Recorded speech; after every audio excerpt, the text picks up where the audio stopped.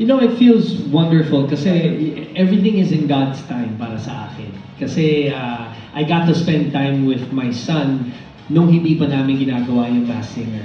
Nung dumating yung offer ng Masked Singer sa amin, eh doon na parang naging malaking blessing ulit eh because I got to have fun again. For Masked Singer, it's not like I'm working dito Aston. Para akong naglalaro. Promise. Tapos nagsama pa kami ng tatay kong si Daddy Jano. Eh wala, talagang magulo na to. So it just feels like a joy and such a pleasure to work.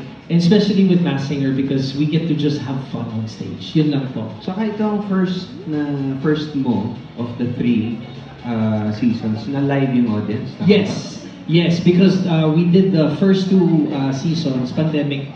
So lahat audience namin, ng Mass Universe audience namin ay through Zoom. So ngayon, may live audience kami, so we get to interact with the audience. Nabubuhayan yung mga Masked Singers especially, pero the judge detectives and including myself. Kung meron kayong celebrity na gusto ninyong magsuot ng mask, sino yung gusto ninyong pasunutin na to? LeBron O maging James. Ano kayong mask? Sa local muna tayo, Arthur. Okay. Sino kaya? Siguro yung mga... Hindi dahil pinapahirapan mo mainitan siya doon sa costume, ha? Ay, okay. Kala ko, paparusahan ko na sana. Joke lang po. No, go ahead. Siguro yung mga friends ko sa mga artist. May isa naman na sumali ata. Hindi ko lang alam kung sino. Ayun po. Sa personal ko yung friend. Ang hirap naman ng tanong. Paano ba yung tanong talaga? Sino ang... Kung may celebrity friend kayo, ano gusto Na gusto mo sumali as mas Pwede hindi friend, pwede basta dream ano lang. Yes. Tapos huhulaan. Hindi naman kailangan singer di ba? Meron si Alice Go, sana. Tapos hulaan namin kung tigasan siya. Tayo ng mga tanong namin, tigasan ka? Saan ka nag-aaral? Saan ka lumaki? Di ba? Ang ganda contestant. Yeah.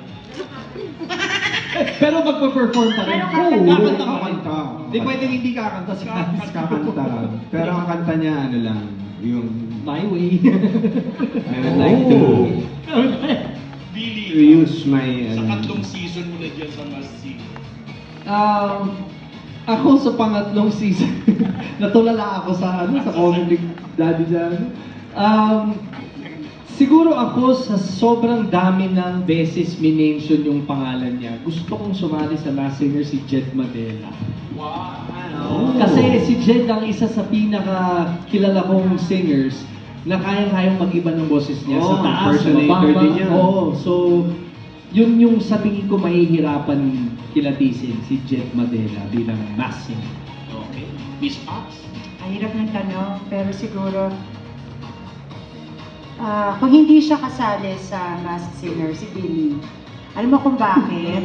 Kasi pag nagbe-break kami, sumasayaw yan, kumakanta. And he's really very energetic and animated. So can you imagine kung naka-mask costume siya? All out yan. Kasi mahirap gumalaw, di ba? Pero I feel si Billy kayang-kaya na. So in short, si Miss Pops po, gusto niya lang po akong parusahan. Mahirapan. Kung patigilin lang yung pagka-energetic ko. Sumusobra na daw ako. Kailangan may tao. Okay, ipamaskara niya yan. Tapos sabihin namin, si Billy yan. Yan, mahuhulaan din nila ako kung sino.